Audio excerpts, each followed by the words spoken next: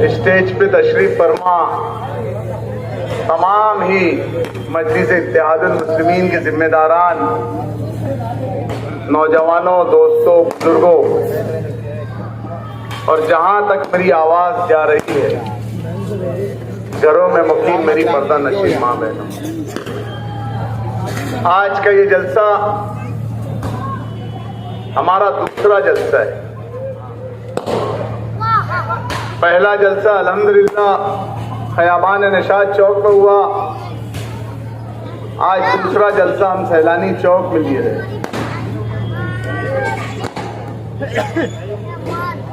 Election की कई बुनियादें होती है, लेकिन सबसे अहम बुनियाद जो शहर के अंदर समझ में आ रही है वो अच्छाई और बुराई का इलेक्शन। इलेक्शन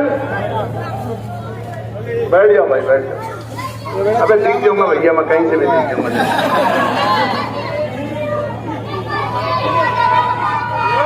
अच्छाई और बुराई का इलेक्शन है। आपको याद होगा तकरीबन आज से 5 महीना पहले जब पार्लियामेंट का इलेक्शन था, तो इसी मकाम से, इसी स्टेज से, इसी जगह से मैंने एक ऐलान किया था कि शहर के अंदर जो नशा आम किया जा रहा है, मेरी नस्लों को तबाह किया जा रहा है, मेरे नौजवान बच्चों का मुस्तकबिल खराब किया जा रहा है, तो मैंने ऐलान यहां से कहा था कि इसके जो भी जिम्मेदार होंगे हम उनके ऊपर सख्त से सख्त कार्रवाई करेंगे। यही मेरे जुमले थे। और उस जुमले के कुछ दिन बाद, 8 से 10 दिन के बाद, मुझे आगरा रोड के ऊपर एक जानलेवा हमला होता है। मेरे ऊपर मुझे गोली मारी जाती है। बात कुछ नहीं थी, किसी की जाती दुश्मनी नहीं थी, किसी से कोई मामला नहीं था। सिर्फ एक बात खराब लगी लोगों को, उन लोगों को जो इस काम में मुलविस थे, उन लोगों ने मुझे गोली मार दी। ये अल्लाह का करम है और मेरी बका बाकी रखी थी अल्लाह ने, इसलिए मैं आज आपके सामने हूं। नहीं तो जिस गोली से मुझे मारा गया, जिस बंदूक से मुझे मारा गया, वो बंदूक और वो गोली अभी चंद दिन पहले मुंबई के बांद्रा में बाबा सिद्दीकी के ऊपर भी सेम उसी बंदूक से हमला हुआ। वो बंदूक को बनाने वाला, वो बंदूक को बेचने वाला और वो बंदूक को चलाने वाला, उनकी गारंटी है कि ये गोली का मारा हुआ पानी भी नहीं मांगता। ये बोलकर वो फरोख्त करते हैं 9 mm की गोली मारी गई, 9 mm की। सिर्फ और सिर्फ ये अल्लाह रब्बुल इज्जत की कुदरत है, ये अल्लाह का एहसान है कि अल्लाह को मुझे बाकी रखना था, नहीं तो बात उस दिन खत्म हो चुकी थी। लेकिन अल्लाह ताला को शायद मुझसे कुछ और काम लेना है। जिस दिन मुझे गोली लगी, मैंने अल्लाह रब्बुल इज्जत का आसमान की तरफ देखकर कहा, अल्लाह, ऐ मेरे अल्लाह, तू मुझसे राजी है, मुझे बुलाना चाह रहा है, मैं आ जाऊंगा, मैं भी राजी हूं। लेकिन बोलते ना, जिंदगी और मौत अल्लाह के हाथ में। आप लोगों की दुआएं थी, कुछ लोगों ने तो ये कोशिश की थी कि एक तीर में कई शिकार हो जाएंगे। नशे का मामला भी आज खत्म, बोलने वाला भी खत्म हो जाएगा और सियासी मामलात भी हमारे सीधे हो जाएंगे और शहर के मामलात भी हम शहर को डरा देंगे और धमका देंगे। इनकी ये प्लानिंग थी। लेकिन अल्लाह जिसे रखे उसे कौन चखे। मेरा बोलने का मकसद यह है कि आज हमारी जो नस्लें हैं वो एक मुनज़्ज़म प्लानिंग के तहत तबाह की जा रही है। मैं मुफ्ती साहब से एक वादा लेना चाहता हूं, यहां पर इस मजमे में वादा लेना चाहता हूं कि मुफ्ती साहब इंशाअल्लाह ताला चुनकर तो आप ही आएंगे, लेकिन आपको एक मजमे में वादा करना होगा कि जो लड़ाई मैंने यहां से शुरू की थी उस लड़ाई को तुम एमएलए बनने के साथ इस शहर के लिए मेरे कांधे से कांधा मिला के खड़े रहेंगे। मैं आज से यह वादा लेना चाहता हूं मुफ्ती साहब, मेरी नस्लों को बचाने के वास्ते मैं ये वादा लेना चाहता हूं। मैंने आयत किया हूं, मैंने अपने आप को वक्त किया हूं कि मेरी जान अगर मेरी कौम और मिल्लत के लिए, मेरे नस्लों के लिए जाती है तो जाए, 3 नहीं और 30 गोली खाने के लिए मैं तैयार हूं, लेकिन कौम और मिल्लत का सर झुकने नहीं दूंगा, कौम मिल्लत के मुस्तकबिल को बर्बाद नहीं होने दूंगा। आम जलसों में और मीटिंगों में हमारे मुखालफिन बोलते ये भ्या भ्या रोएंगे, बोले क्या बोलते, भ्या भ्या रोएंगे, बोले आएंगे सबको बताएंगे देखो ऐसा हुआ वैसा हुआ। अबे भैया कल ही की बात है, बहुत पुरानी बात नहीं है। कल यहां पर एक साइजिंग के अंदर मीटिंग हुई मालदा में, पूरी बिरादरी के गुरुवार वार्ड के पूरे जिम्मेदारों को जमा किया गया और बड़ा एकदम भाई सब मोबाइल बंद कर लो, कोई ये बात नहीं होना चाहिए। हालांकि आधे लोग उसमें अपने गए, वीडियो बताऊंगा मैं, वीडियो बात चालू हुई, पहले तो माफी मकबूल, आमीन कलेजी तू माफ कर दे, अबे तेरा ऐसा माफ, तू माफ कर दे भैया, तू माफ कर दे। उसके बाद बोलते बोलते खुद भी माफी मांगे और बेचारे जिसने मीटिंग रखा था, जिसकी साइजिंग में मीटिंग थी, जिसने दालचा पकवाया था, उससे भी माफी मंगवाने लगाए। वो भी माफी मांग रहा, उनके छोटे भाई भी माफी मांग रहे। और क्या बोला जाता आखिरी में, बोले मेरे अब्बा की बहुत याद आ रही मुझे, मैं जब बिस्तर पे जाता तो मुझे नींद नहीं आती, मेरे अब्बा याद आते मुझे। आज अगर मेरे अब्बा इलेक्शन में होते तो मेरा क्या होता, मैं क्या नहीं करता। वे भैया तूने तो जिंदा, बेचारे हयात थे, अपने बाप की नहीं सुना। वो बोलते थे कि मैं मर जाऊंगा, यहाँ कमालुद्दीन पहलवान साहब मौजूद है, वो बोलते थे कि मैं मर जाऊंगा लेकिन कांग्रेस नहीं छोड़ूंगा। इसने जीते जी उनको इतना मजबूर किया और अपने बाप की नहीं सुना और कांग्रेस पार्टी छोड़ दिया। ये अपने बाप की नहीं सुनता, अपने बाप का नहीं हुआ तो तुम्हारा हमारा क्या होगा। ये सिर्फ मगरमच्छ के आंसू रोने आए यहाँ पर, बिरादरी बिरादरी बिरादरी, अरे मेरी बिरादरी, अरे मेरी बिरादरी। ये जो बिरादरी से आते हैं उनका सिर्फ 50 से 55 घर है मालेगांव में,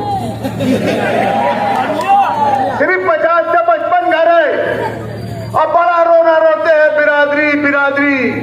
भैया तुमने बिरादरी को दिए क्या, ये तो बताओ जरा, बिरादरी को दिए क्या।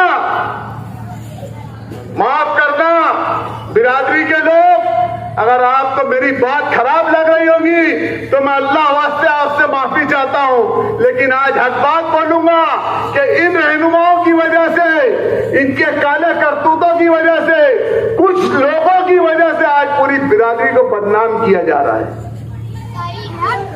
पूरी बिरादरी को बदनाम किया जा रहा है कि ये बिरादरी में नशा बहुत है, ये बिरादरी में ये बहुत है, ये बिरादरी में वो बहुत है। अभी जैसे हमारे एक मुकर्रिर साहब बोल रहे थे कि यहाँ सट्टा टीपा जाता, यहाँ ऐसा होता, यहाँ वैसा होता।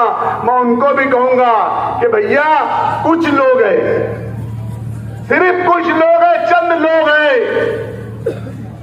जो ये नशे का कारोबार कर रहे हैं, जो सट्टा टीम रहे हैं, जो जुआ चला रहे हैं, जो लोग ये बिरादरी करते और बिरादरी को 2 नंबर के धंधे के अलावा कुछ नहीं देते, इन्होंने पूरी बिरादरी को बोल दिया जाओ प्लास्टिक का कारखाना चालू कर दो और चोरी करो, बिल की चोरी करो, हमको 13,000 रुपया महीना। वो जैनिया ऐसे दाढ़ी टोपी एकदम, वो बोलते ना कुछ लोग यहाँ फरिश्ते बने फिरते, अगर मेरे हफ्ते लग जाए तो इंसान बन जाए। हफ्ता लेता, हफ्ता लोगों से हफ्ता वसूली करता बिजली के नाम पर। अरे चलो उनका खमीर ही वैसा है, मान लिया यार, वो उनका इसमें ही चलने वाला है, हफ्तेवारी में ही चलने वाला है। लेकिन मेरी बिरादरी के लोग, तुमसे प्लास्टिक कारखाने की चोरी करवाई जा रही, हराम खिलवाया जा रहा, तुम्हारी नस्लों के अंदर हराम पैदा किया जा रहा। मुझे बताओ, अगर जिनकी नस्लों में शुरुआत से हराम डाला जाएगा तो वो बच्चा बड़ा होके क्या अपने बाप की सुनेगा या वो किसी की मानेगा? प्लास्टिक कारखाना, अरे तुम तो एमएलए थे ना, एमएलए थे ना तुम तो, शहर के दक्षिणी बिरादरी का प्लास्टिक कारखाना था। अरे तुमने सब्सिडी का काम करना था, सब्सिडी लाने का, कि हम सब्सिडी लाएंगे, तुम्हारे प्लास्टिक कारखाने को सब्सिडी देंगे। लाने वाला होना, देने वाली बैठी है गवर्नमेंट। ये हमारे हाजी यूसुफ इलियास साहब ने एक तंजीम बनाई और मुफ्ती साहब को साथ लेकर पावर लूम के ऊपर जो सब्सिडी लाई, तो तुम तो एमएलए थे, तुम तो बहुत अपने आप को दानिशमंद बोलते हो ना। क्या करे तुमने? अरे लाते सब्सिडी, लेकिन नहीं, तुमको तो हफ्ता होना था ना, और हराम घोलना है लोगों के अंदर, हराम। भाइयों, तुम अगर अपनी औलाद को हराम खिलाओगे, अपनी नस्लों को हराम खिलाओगे, चोरी चोरी है, हमारा मजहब बोलता। कोई अगर ये बोलता होगा कि चोरी नहीं होएगी, पावर बिल, हम जिस मुल्क में रहते हैं उस मुल्क के कानून की पासदारी करना चाहिए, ये हमारा मजहब हमें बोलता है। कुत्ता गोली, नशा, हर चीज, जो ग्रुप जा रहा, नया ग्रुप जा रहा, चल तू एमडी ये इलाके में तू बेच दे, फलान जमूर नाले पे तू बेचेगा, जमूर स्कूल के पास तू बेचेगा, अली अकबर पर तू बेचेगा, यहाँ संडास के पास तू बेचेगा। बाकायदा नौजवानों को पहले आदत लगाई जा रही है, आदत, और फिर उन्हीं नौजवानों से काम लिया जा रहा है। आज हमारे यहाँ जलसा है, जरा आसपास देखो तो कहीं पुलिस वाले हैं क्या? होंगे भी तो 1-2 होंगे। आज खयाबान निशाद चौक छावनी बना हुआ है, छावनी। क्या बना है? छावनी। इधर पुलिस का डब्बा, उधर पुलिस का डब्बा, उधर पुलिस की गाड़ी, 100 पुलिस की गाड़ी, और ये लोगों का डर निकाल रहे, डरो मत, मैं ऐसा है, मैं वैसा है, मैं नारायण राणे को ये कर दूंगा, मैं इसको वो कर दूंगा। भाई मिस्टर आसिफ राणे,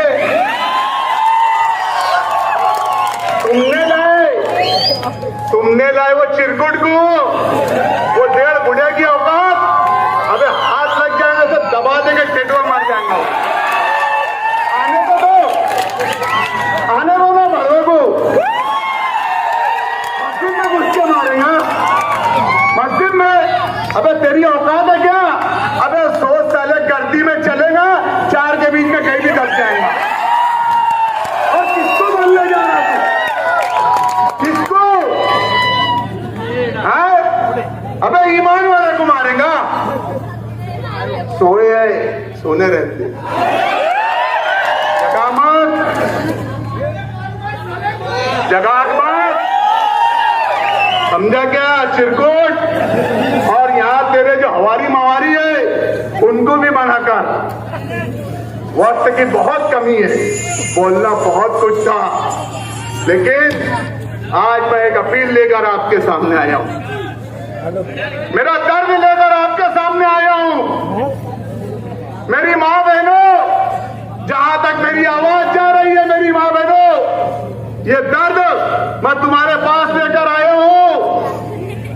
अगर तुम इस बुराई को बुराई समझते हो, नशे के धंधे को बुरा समझते हो, जुए के धंधे को बुरा समझते हो, गुंडागर्दी को बुरा समझते हो, अब्दुल मालिक के ऊपर फायरिंग हुई, मैं तुम्हारा भाई हूं, तुम्हारा बेटा हूं, अगर उसको बुरा समझते हो तो अल्लाह के वास्ते एक राई के दाने के बराबर भी मुझसे या मेरे परिवार से मोहब्बत होगी तो इनको जुल्म का बदला वोट से दे दो, जुल्म का बदला वोट से दे दो। और जो लोग हमारे साथ थे, मुझे कुछ लोगों ने बोला यार भाई ने वहां तकरीर करे, हमको वो चीज अच्छी नहीं लगी, हम तो बस कुछ मजबूरियों की वजह से उनके साथ है, हम तो अंदर से तुम्हारे साथ रहेंगे। अंदर और बाहर वाला काम करना मत भैया, जो वहां है, जो मेरे अपने है, अगर वो वहां गए तो मैं ये समझूंगा कि अब्दुल मालिक पे फायरिंग करवाने में तुम भी मुलविस हो। और अब्दुल मालिक के आगे जो होने वाले अब्दुल मालिक के साथ मेरे ऊपर हमला हुआ था, मैं 2 साल पहले से मुझे हमले की खबर थी, लेकिन मैंने किसी को बोला नहीं कि मेरे ऊपर हमला होने वाला है। मैं आज फिर बोल रहा हूं कि आगे भी मेरे ऊपर हमला होगा हमला, और शायद मैं मरूंगा, लेकिन मैं ईमान हूं, अल्लाह रब्बुल इज्जत की कसम खाकर बोलता हूं कि जब मैं पहली मर्तबा खाने काबा गया था तो मैंने दुआ मांगा था कि अल्लाह मुझे मौत देना तो शहीदी की देना, ये कोई सादी मौत मत देना, मुझे शहीदी की मौत देना। और इंशाअल्लाह ताला मेरा अल्लाह मेरी सुनेगा और मैं इसको ओरिजिनल हरा झंडा, ओरिजिनल देवेंद्र फडणवीस का दिए हुआ झंडा नहीं, ओरिजिनल झंडा लेके उठे, ओरिजिनल झंडा जिसका मकसद है